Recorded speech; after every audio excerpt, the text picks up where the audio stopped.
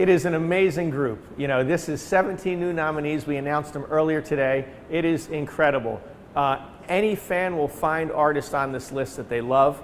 Any 5 or 6 of these being elected will be a great class, and we're so thrilled to have this ballot.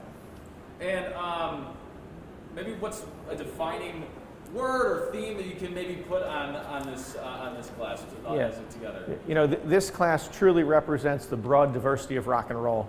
We have a number of international artists on the list. We also have the second largest group of for gender parity, the most female nominees next to last year. And really, there's hard rock, there's metal, there's singer-songwriters, there's hip-hop, there's new wave. It's all here. We're really thrilled. Well, how important is it to have that representation, not just with female artists, but also artists around all genres? Yeah, you know, rock and roll isn't just 4 skinny guys with long hair and guitars. It's a broad tent. We welcome all, we embrace all, and this ballot really reflects that. Very cool. And it also is kind of looking at this, we're getting into now an MTV era. It seems like this nomination class really is representing that. Talk to me a little bit about that, how it shaped that. Yeah, you know, rock and roll, at its core, it's really the sound that inspires young people, right? And MTV in the 80s was a massive, not just a phenomenon, but it was a cultural movement. And we're seeing those artists this year. Pat Benatar was the second artist on MTV, second broadcast. Duran Duran's right there. DEVO is right there. Lionel Richie's right there. Even Eminem and other artists like that are all part of the MTV generation. We're thrilled they're here. Their music's great, and they brought visuals to our house too to augment the music. Yeah, and speaking of Eminem, obviously always in the news, but especially right now, going to be a part of the halftime show. I mean, it's very exciting to have a part of that as well. Oh, it's massive. You know, Super Bowl is in a few weeks out in LA.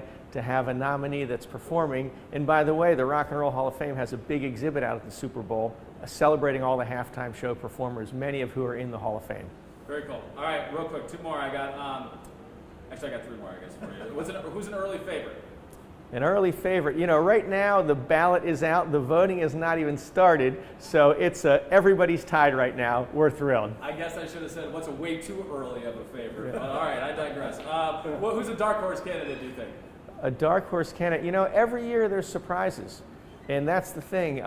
This ballot will be voted on by all the other inductees, writers, historians, scholars, and they look at it sometimes slightly differently than fans because they're looking at impact and influence. So let's see what happens. It's going to be a great class. Any 5 of these will be terrific. Fans can get involved. There's a live fan vote at rockhall.com. They can pick their favorites of this list and vote every single day. Voting is open into April, and then we announce the new class in May, and the induction ceremony will happen later in the year.